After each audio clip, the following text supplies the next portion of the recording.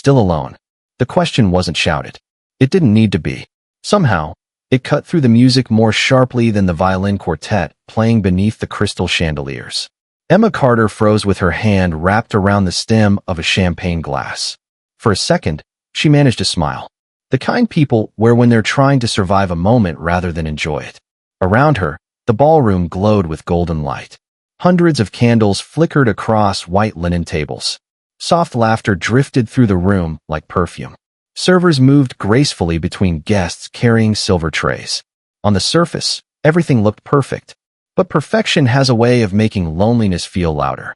Emma stood near the back of the reception hall, just far enough from the dance floor to avoid attention, yet not far enough to escape it. The wedding was beautiful. Everyone agreed on that. The bride looked radiant. The groom couldn't stop smiling.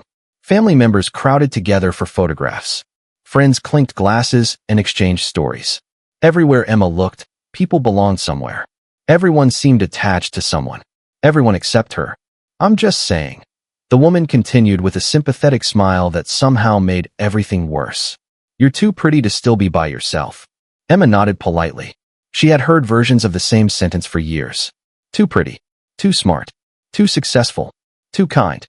People always turned her life into a mystery they felt entitled to solve. As if being unmarried at 32 required an explanation. As if happiness arrived with a ring. As if sitting alone at a wedding meant something was missing. The woman eventually wandered away toward another conversation, leaving Emma alone again beside a towering arrangement of white roses. She exhaled slowly. The smile disappeared from her face almost immediately. Her shoulders relaxed. Her eyes drifted toward the dance floor where couples swayed beneath thousands of tiny lights suspended from the ceiling. She told herself she was fine. She had repeated those words so many times they had become a habit. I'm fine. I'm okay. Everything's okay. Yet the human heart rarely listens to rehearsed lines. A burst of laughter erupted nearby. Emma turned instinctively and spotted a group of former college friends gathered around a table near the center of the room. Most of them had children now. Some were discussing school schedules. Others were sharing vacation photos. Their lives seemed to move forward in neat, predictable chapters. Looking at them felt like opening a book and realizing everyone else had somehow skipped ahead. Emma glanced down at her phone. No new messages. No missed calls. No one checking to see if she had arrived safely. No one asking if she was having a good time. She slipped the phone back into her clutch before anyone noticed. Across the ballroom, the bride and groom kissed as guests applauded. The room erupted with cheers. Emma joined in, clapping along with everyone else. She genuinely loved her cousin. She truly wanted this day to be special. But there was a difference between being happy for someone and wishing you weren't hurting. Sometimes both feelings occupied the same space. The band transitioned into another song. Couples flooded the dance floor. The room grew louder, brighter, warmer. Yet somehow Emma felt colder with every passing minute. She shifted toward the edge of the ballroom, near a floor-to-ceiling window overlooking the city skyline. Outside, the evening stretched endlessly across the horizon. Downtown lights shimmered against the darkness like distant stars. Cars moved through the streets below. Thousands of lives unfolding at once. Thousands of people carrying stories nobody else could see. Emma stared at her reflection in the glass. The elegant navy blue dress. The carefully styled hair. The practiced smile. From a distance, she looked exactly like someone who belonged here. But reflections can be deceiving. Behind her, conversations continued. Music swelled. Glasses clinked. Yet standing there alone, Emma felt invisible and exposed at the same time. And somewhere across the ballroom, seated quietly at a table near the far wall, a man she had never met looked up from his untouched drink and noticed the woman standing alone by the window. While everyone else watched the wedding, Dr. Ethan Brooks found himself watching her. Emma looked away from the window before anyone could mistake the sadness in her eyes for tears. She had become skilled at that over the years. Skilled at redirecting conversations. Skilled at changing expressions before people noticed. Skilled at pretending that certain memories no longer hurt. The wedding reception continued around her like a perfectly choreographed performance. The bride's father was giving a speech now. His voice carried warmly through the ballroom speakers. Guests laughed at the right moments. Some wiped away emotional tears. Others reached for one another's hands beneath the tables. Emma listened without really hearing the words. Sometimes loneliness did not arrive as silence. Sometimes it arrived in the middle of celebration. She slowly made her way toward a quieter corner near the dessert display. The scent of vanilla cake and fresh strawberries filled the air. A server offered her a small plate.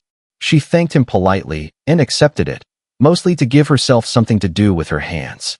Across the room, photographers moved from table to table capturing smiles and memories. Every flash seemed to freeze another perfect moment. Emma wondered how many of those moments were real. How many people in this room were carrying private disappointments behind polished appearances? She suspected the number was higher than anyone would admit. Her phone vibrated softly inside her clutch. For a brief second, hope appeared. Then she checked the screen. A promotional email. Nothing more. She forced a small laugh at herself and locked the screen again. Nearby, two older relatives were discussing family milestones. New homes. New babies. Upcoming engagements. Their conversation drifted toward her before she could escape. Emma always had such high standards. One of them said quietly, "Maybe that is why she is still waiting." The other nodded. "The right person will come eventually." Neither comment was intended to be cruel. That almost made it worse. Pity often leaves deeper marks than criticism. Emma turned away before they noticed she had heard. She focused on the ballroom entrance instead. People were still arriving from the cocktail hour. Couples entered together. Families entered together. Friends entered together.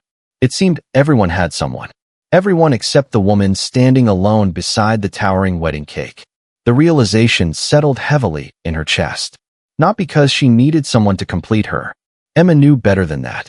She had built a successful career. She owned her own home. She had friends who cared about her. She was proud of the life she had created. Yet some wounds were not logical. Some wounds ignored achievements. Some wounds whispered questions during quiet moments. Questions that success could not answer. A burst of applause interrupted her thoughts. The bride and groom were stepping onto the dance floor for their first official dance. The ballroom lights dimmed. Hundreds of tiny hanging lights sparkled overhead like stars. The room collectively leaned into the moment. Emma watched from a distance. The bride rested her head against her husband's shoulder while the music floated softly through the room. It was beautiful. Painfully beautiful, because as she watched them, another image slipped into her mind. A different dance floor. A different wedding that never happened. For a moment, she could almost see it. The dress she never wore. The venue she never booked. The future she once believed was certain. Emma blinked quickly and pushed the memory away. Not tonight. She had promised herself she would not think about him tonight.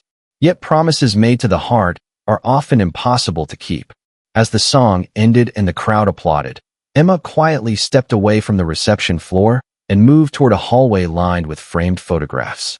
The noise of the celebration softened behind her. For the first time all evening, she could breathe. The hallway was nearly empty. Just a few guests checking messages or taking short breaks from the festivities. Emma leaned gently against the wall and closed her eyes for a second. The silence felt comforting. Safe, but not far away. Seated alone at a table near the ballroom's edge, Dr. Ethan Brooks had noticed her disappear. He had watched her smile when others expected it. He had watched her retreat whenever attention found her. And now, as the celebration continued without her, he found himself looking toward the hallway more often than the dance floor. Emma remained in the hallway longer than she intended. The framed photographs along the wall captured decades of weddings, anniversaries, and celebrations held inside the historic hotel. Smiling couples filled every image. Generations standing side by side. Parents embracing children. Grandparents watching families grow. The photographs were meant to tell stories of joy. Tonight, they felt like reminders of everything she thought she would have by now. She slowly walked past them, her heels clicking softly against the polished marble floor. The sounds of the reception drifted faintly from the ballroom behind her. Music, laughter, applause, life moving forward. Emma paused in front of a large window overlooking the hotel's courtyard garden. Small white lights wrapped around the trees. A stone fountain glowed beneath the evening sky. It looked peaceful, almost untouched by time. She wished emotions worked the same way.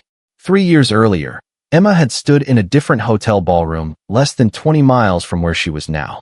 At the time, she believed she was standing at the beginning of her future. His name was Daniel Foster. They had been together for 4 years. Friends described them as perfect together. Family members assumed a wedding announcement was inevitable. Even Emma believed it. Daniel was thoughtful, ambitious, reliable, the kind of man people trusted instantly. When he proposed during a weekend trip to Napa Valley, she had not hesitated. The answer had arrived before he even finished the question. Yes. 1,000 times yes. For a while, everything felt certain. Wedding magazines filled her coffee table. Guest lists covered her kitchen counter. Venue brochures sat stacked neatly beside color palettes and seating charts. She spent evenings imagining the life they would build together. A home filled with laughter. Holidays shared with family. Children running through hallways. Ordinary dreams. Beautiful dreams. The kind that quietly become part of your identity. Then one ordinary Tuesday changed everything. There was no dramatic argument. No shocking betrayal discovered in the middle of the night. Just a conversation that began with silence and ended with a future disappearing. Daniel sat across from her at their dining table. He looked exhausted, nervous, different somehow. She knew something was wrong before he spoke. I do not think I can do this anymore. The words seemed impossible at first, like hearing a foreign language she could not understand. Emma remembered staring at him while her mind searched desperately for another explanation. A misunderstanding, a temporary fear, a rough patch, anything. But some truths arrived fully formed. Daniel admitted he no longer felt the same certainty about their future. He cared about her. He respected her. But somewhere along the way, the relationship had become something he no longer recognized. By the end of the conversation, the engagement was over. The wedding never happened. The venue was canceled. Deposits were lost. Invitations were never mailed. Friends offered support. Family offered encouragement. Everyone said the same thing. You will find someone else. But grief does not follow schedules. Hearts do not heal because people expect them to. Emma eventually rebuilt her life. She focused on her career. She traveled. She learned how to enjoy her own company again. Most days she genuinely believed she had moved forward. Most days she was right. Yet weddings had a strange way of reopening doors she thought were closed. Standing in that quiet hallway, she realized tonight was not only about loneliness. It was about mourning a version of herself she had once been. The woman who believed every plan would unfold exactly as expected. The woman who thought love guaranteed permanence. A nearby door opened softly, pulling her back to the present. Guests passed through the corridor, laughing together before disappearing toward the ballroom. Emma watched them go. Then she took a slow breath and straightened her shoulders. The reception was still happening. Her cousin was still celebrating one of the happiest nights of her life. Emma knew she should return. She knew hiding in hallways would not change anything. What she did not know was that inside the ballroom, someone had quietly noticed her absence. And for reasons he could not fully explain, Dr. Ethan Brooks found himself wondering whether she was all right. Emma pushed herself away from the wall and started walking back toward the ballroom. The closer she got, the louder the celebration became. Music drifted through the open doors. Glasses clinked. Laughter echoed beneath the chandeliers. For a moment, she considered slipping out entirely. No explanation. No goodbyes. Just a quiet ride home and an early night. But she knew she would regret it later. This day was not about her. It was about her cousin. So she straightened her posture, adjusted a loose strand of hair behind her ear, and stepped back into the crowd. The ballroom felt even fuller than before. Guests had settled comfortably into their evening rhythm. Conversations overlapped. Waiters carried fresh desserts to the tables. The band had shifted to upbeat classics that encouraged people onto the dance floor. Emma spotted her cousin across the room, laughing with a group of friends. Seeing her genuinely happy helped. It reminded Emma why she had come. She made her way toward an open seat near one of the family tables. Before she could sit down, a familiar voice called her name. Emma, there you are. She turned and found Aunt Linda approaching with a bright smile and a glass of sparkling water in hand. Linda was kind, generous, the type of relative who genuinely cared. Unfortunately, caring sometimes came with questions. We have been looking everywhere for you, Linda said. You disappeared. Emma smiled politely. Just needed a little fresh air. Linda nodded. Then came the look. The one Emma recognized instantly. Concern mixed with curiosity. You know, Linda said carefully, I was talking to a friend of mine recently. Her son is a lawyer in Denver. Very successful. Never married. I immediately thought of you. Emma laughed softly. Of course you did. I am serious, Linda replied. You would like him? Emma had heard versions of this conversation dozens of times. Blind dates, recommendations, introductions. Every family gathering seemed to include someone attempting to solve her life like a puzzle. Before she could respond, another relative joined them. Then another. Within minutes, the conversation shifted entirely toward her. Are you seeing anyone these days? Have you tried those dating apps? My neighbor met her husband online. You would make such a wonderful mother. None of the comments were malicious. Every speaker believed they were helping. Yet standing there beneath the soft ballroom lights, Emma felt the same uncomfortable pressure building inside her chest. She smiled, nodded, answered politely, the way she always did. But each question reminded her of the same thing. In a room filled with accomplishments, relationships still seemed to be the measurement people cared about most. Across the ballroom, Ethan Brooks noticed the small crowd forming around her. He could not hear the conversation. He did not need to. Years of working as a physician had taught him how to read faces. Emma's smile was present. Her eyes told a different story. She looked trapped. Not by cruelty. By expectation. There was a difference. Ethan took a sip of water and continued observing quietly. At 38 years old, he had spent most of his life studying human health. What fascinated him more was how often emotional wounds remained invisible. People noticed broken bones. They noticed fevers. They noticed injuries. But disappointment, grief, loneliness, those often went unnoticed because people learned how to hide them. Emma was hiding hers remarkably well. Back near the family table, the conversation continued. One cousin pulled out a phone to show wedding photographs. Another began discussing nursery plans for a baby due later that year. The topics kept circling around milestones. Engagements, marriages, children, futures. Emma listened politely while feeling more disconnected by the minute. Then someone asked a question that made the entire table go quiet. Do you ever hear from Daniel anymore? The name landed like a dropped glass. Not loud, not dramatic, just sudden. Several relatives immediately exchanged uncomfortable looks. The person who asked seemed to realize the mistake too late. Emma froze for only a second. Then she smiled. The same practiced smile she had perfected years ago. No, she said gently. Not anymore. The conversation moved on quickly after that. But the damage lingered. Somewhere deep inside, an old wound had been touched. And across the room, Ethan saw her lower her gaze for the first time all night. The room recovered from the awkward moment faster than Emma did. Conversations resumed. Glasses lifted. Music filled the air once again. To everyone else, the question about Daniel had already been forgotten. But certain names leave echoes long after they are spoken. Emma excused herself from the table with a polite smile and a quiet apology. Nobody stopped her. Most people assumed she was heading to the restroom or grabbing another drink. The truth was simpler. She needed space. She crossed the ballroom slowly, weaving through clusters of guests and carefully avoiding eye contact. The celebration seemed louder now. Every laugh sounded sharper. Every happy couple seemed brighter. It was not jealousy. Emma did not resent anyone's happiness. What hurt was the reminder of a future she had once expected to be standing inside herself. Near the entrance, she reached a small terrace overlooking the courtyard garden. Cool evening air greeted her immediately. The contrast felt wonderful after hours inside the crowded ballroom. She stepped outside and wrapped her arms loosely around herself. Below, the fountain shimmered beneath soft white lights. The water moved steadily, undisturbed by the emotions of the people watching it. Emma wished she could borrow that calm. She stared into the darkness beyond the garden and allowed herself one honest moment. No smiles, no explanations, no pretending, just silence. The kind that arrives when nobody is asking questions. Back inside, Ethan remained seated, but his attention kept drifting toward the terrace doors.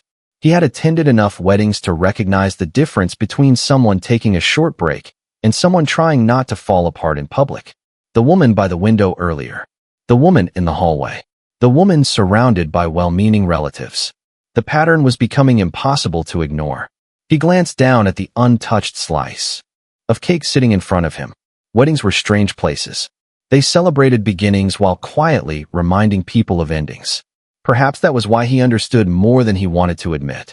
Ethan rose from his chair and walked toward the bar for a glass of water. As he waited, movement near the ballroom entrance caught his attention. His expression tightened slightly. A man had just arrived. Tall, well-dressed, confident. Several guests greeted him immediately. The reaction suggested he was not a stranger. Ethan watched casually at first. Then he noticed something else. Across the terrace, through the glass doors, Emma had seen him too. The color seemed to drain from her face. For a moment, she stood completely still. The man laughed at something a guest said and shook hands with several people nearby. Then he turned slightly. Beside him stood a woman wearing an elegant emerald green dress. She rested her hand comfortably on his arm. They looked happy together. Comfortable. Familiar. Emma lowered her eyes immediately. Her breathing became shallow. Of all the possibilities she had imagined tonight, this was not one of them. Daniel Foster. She had not seen him in nearly 3 years. Not in person. Not across a room. Not unexpectedly. The last time they stood within 10 feet of each other, they were discussing wedding invitations. Now he was here, at this wedding, looking completely at ease. Time does strange things to memory. Sometimes it softens old wounds. Other times it preserves them perfectly. Seeing him again felt like opening a box she had buried years ago, only to discover everything inside remained exactly the same. Emma looked toward the parking lot beyond the garden. For a brief moment, she considered leaving. She could slip away quietly. Nobody would blame her. Most people would never even know why she left. Yet another part of her resisted. She was tired of running from ghosts. Tired of rearranging her life around old pain. Through the glass doors, Daniel continued greeting guests. Then his eyes lifted. For the first time all evening, he noticed her standing alone on the terrace. The smile on his face faded slightly.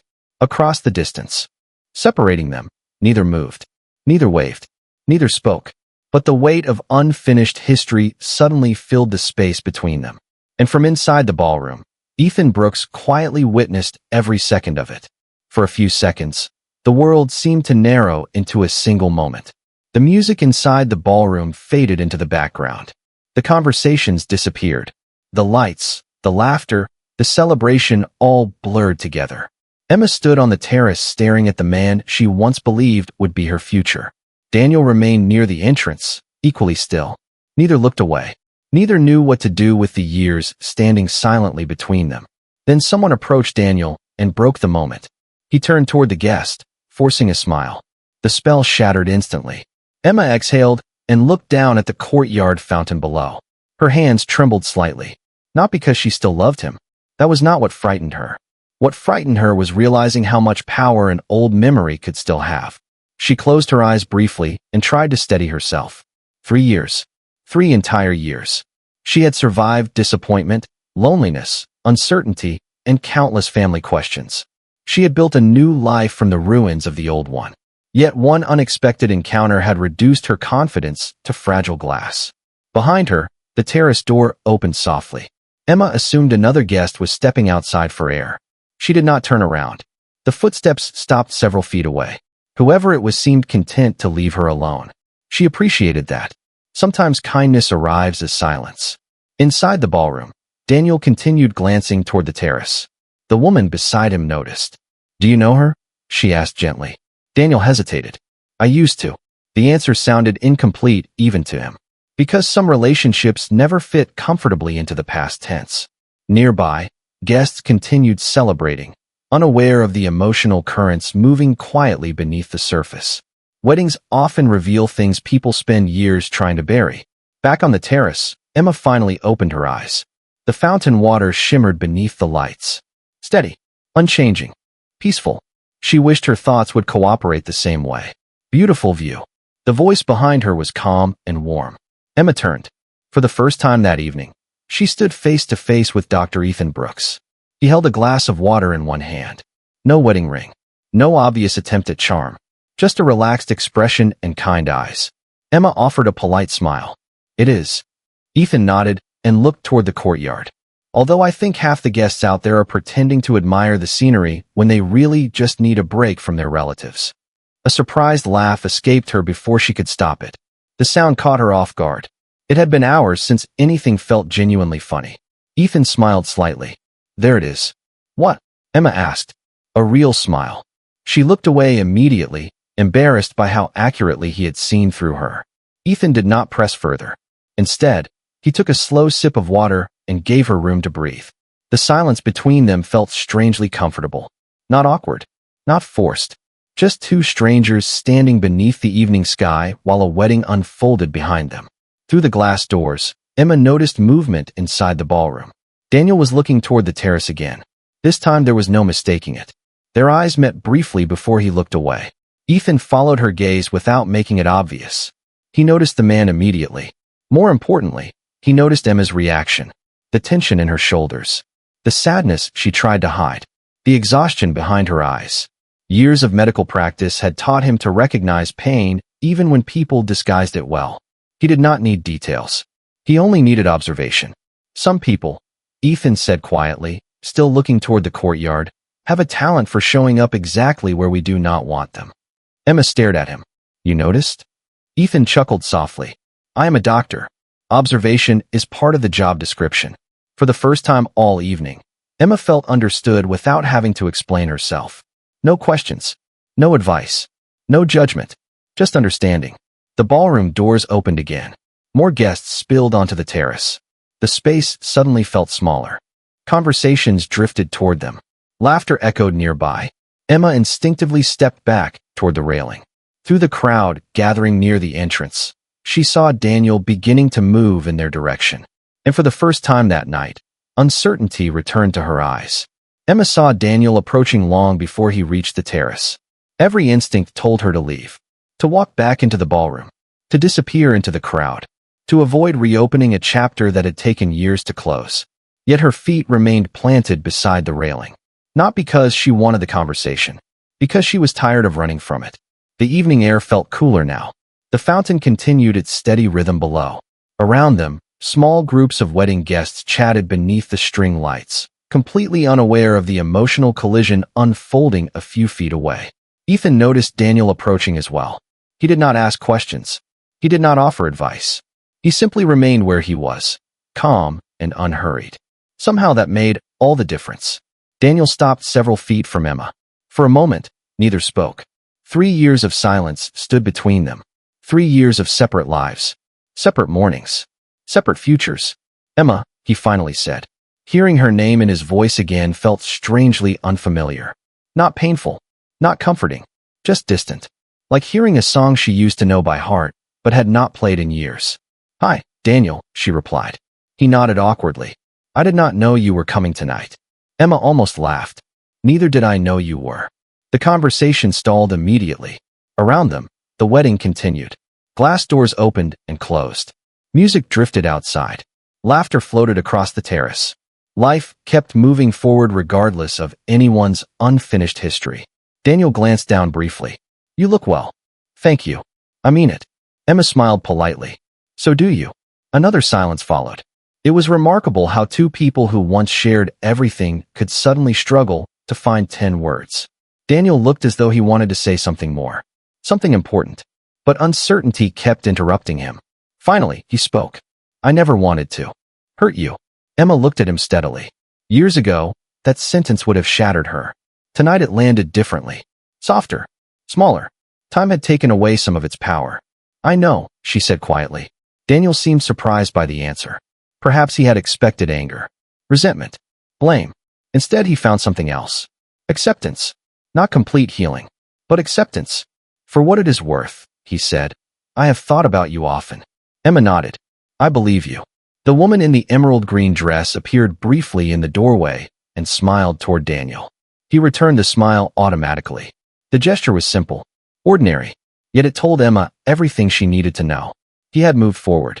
And perhaps, for the first time, she realized she had too. Not completely, not perfectly, but enough. Daniel followed her gaze and seemed embarrassed. Her name is Rachel. She seems nice. She is. The words came easily now. Not because the situation was comfortable, because the truth no longer threatened her.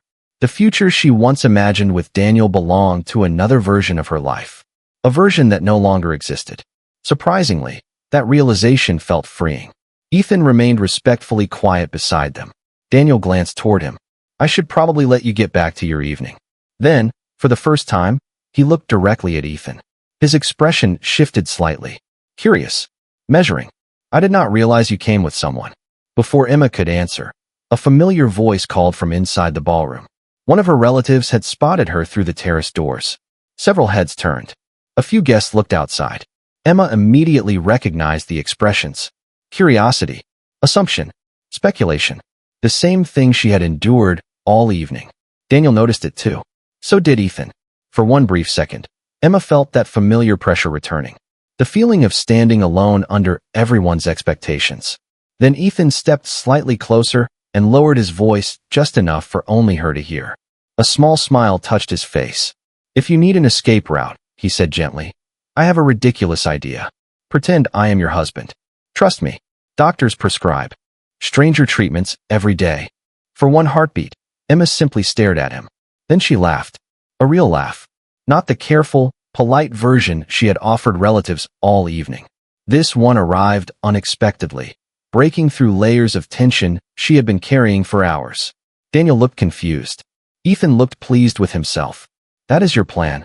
Emma asked. Ethan lifted one shoulder. "I did say it was ridiculous. It is definitely ridiculous. Yet somehow you are smiling." She could not argue with that. The truth was that his absurd suggestion had done something none of the family questions, speeches, or reassurances had accomplished. It had interrupted the spiral of emotions threatening to pull her backward. Nearby, another relative appeared in the ballroom doorway and waved enthusiastically toward Emma. Then, noticing Ethan standing beside her, the relative's eyes widened immediately. Emma recognized that expression.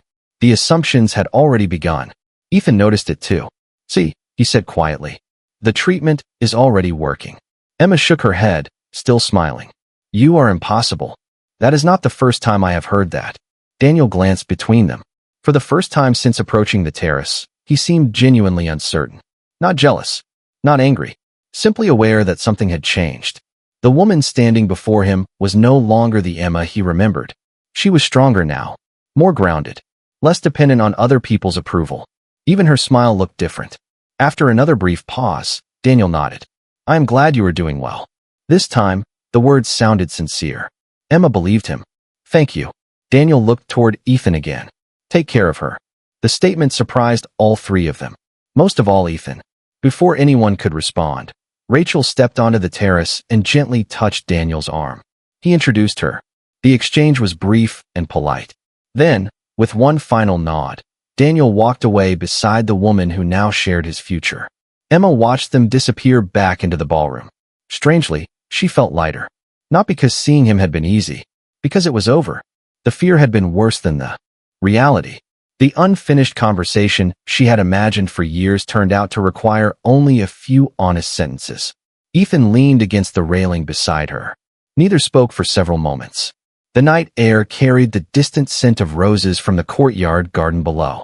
Somewhere inside, guests erupted into applause as another toast concluded. Finally, Emma broke the silence. "You know what is funny?" "What?" "For years I thought I needed closure from him." Ethan nodded thoughtfully. "And?" She looked toward the fountain. "Turns out I needed closure from myself." Ethan smiled faintly. "That sounds like something a therapist would charge $300 an hour to say." Another laugh escaped her. "You really are a doctor?" "Cardiologist." "That explains it." "Explains what?" "You spend all day fixing hearts." Ethan looked away toward the city lights beyond the garden. The smile faded from his face, replaced by something quieter, something heavier.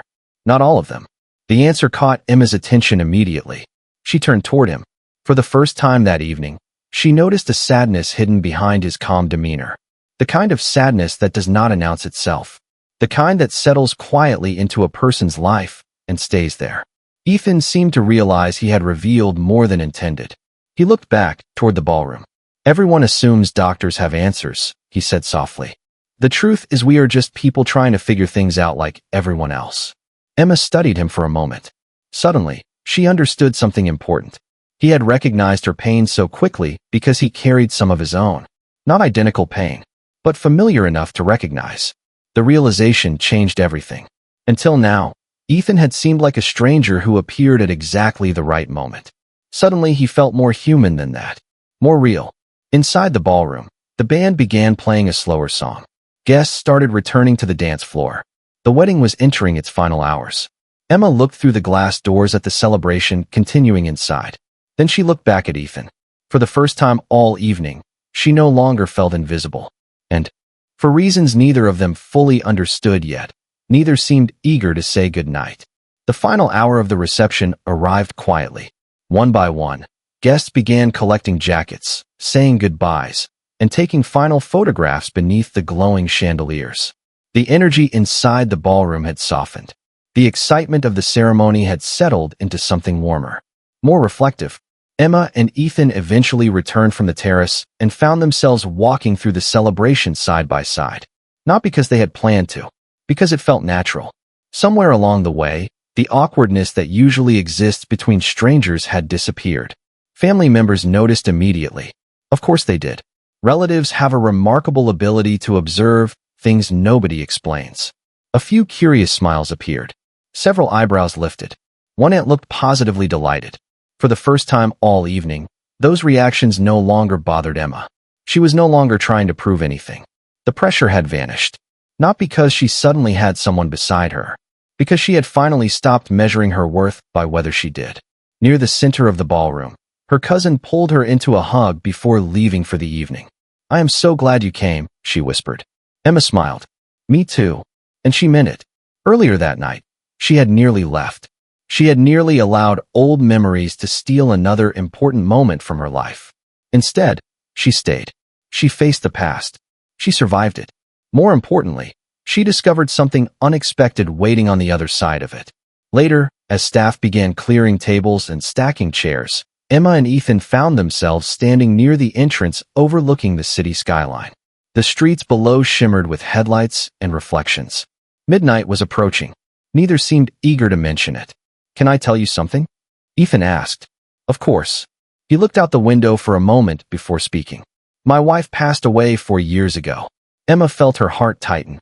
Suddenly, several pieces of the evening fell into place. The sadness behind his eyes. The quiet understanding. The way he seemed to recognize pain without needing explanations. Ethan continued. "She was diagnosed unexpectedly. We had plans. We had a future mapped out. Then one day, everything changed." He paused.